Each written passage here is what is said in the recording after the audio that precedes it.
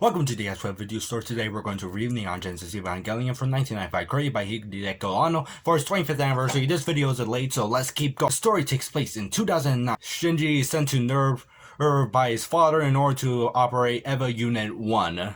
And also with the help of others, Ray and Asuka will operate EVA Unit 0 and EVA Unit 3 to fight the giant alien creatures called the Angels. So that's the basic rundown of the plot, not too complicated if you really think. The series is really good. The story, characters, and ideas of it is interesting. I like the intro and outro music. The animation is really amazing, with a few action scenes here and there and all that. In order to portray the action, it's pretty fluent.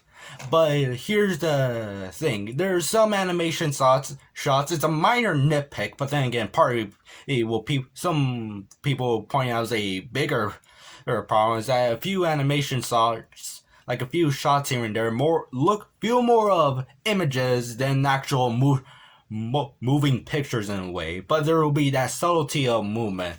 Or it's like, let's say the lights are passing by, there's this flickering light going on. Somebody's blinking. Yeah, those types of movies, not really that much. For example, I can name this one shot of the series. All these characters are in a silhouette. The only thing that is moving in a way is a flickering light. And I was like thinking, why did they not animate these silhouettes and like give them emotions or some expression of movement? And in a way, why just animate the flickering light? But most likely the shots of animation that don't feel like images are most likely done because of budget. There is fan service throughout the series, but I feel like most of it is pretty unnecessary in a way. But then again, you gotta get those television viewers in some. The last two episodes of the show is a bit of an odd ending, but I would say it does explore a bit more about the characters in the show itself. The voice acting and soundtrack of the series is really well done, so I'll give it 4.2 out of 5 stars. I own the series on the Perfect Collection DVD set from ADV Films, and now you may be asking, where is it? Unfortunately, due to some family problems here and there, my mom didn't let me bring it, bring myself over to my dad's house to film, mainly because she got upset at the fact that I told her, Mom, you could take out the trash, because I have Monday off from school and all that, and she wants me back on Sunday because the trash guy comes in Monday morning. It's an 8 DVD set. It's roughly 4 episodes on DVD, but halfway through they done it by 3. ADV Films also released a series on VHS and Laserdisc. Laserdisc set only has 2 volumes. Each volume is 8 episodes. It's 4 episodes, and that it's a total of 8 episodes. And I think it was $60 last time I checked. Of the pricing of the Laserdisc when they came out. Those Laserdiscs are pretty rare to find, which is the only US Laserdisc release. I think you could get the Japanese versions much more cheaper individually than the US ones. Anyway, ADV Films also released the Platinum Collection, but both sets, I'm not going to include the Laserdisc or VHS tapes because they're considered as outdated formats.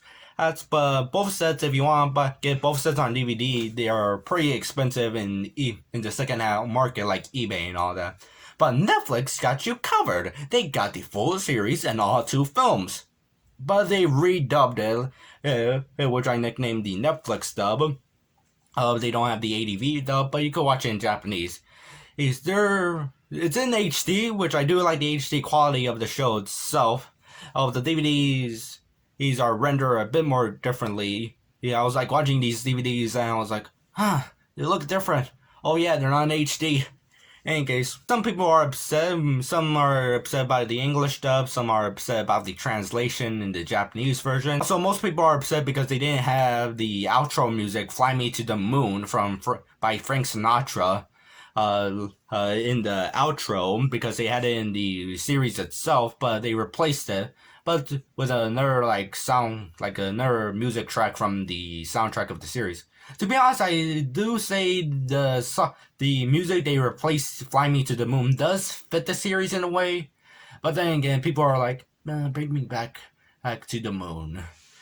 In any case, only seen the first 10 episodes of the Netflix dub.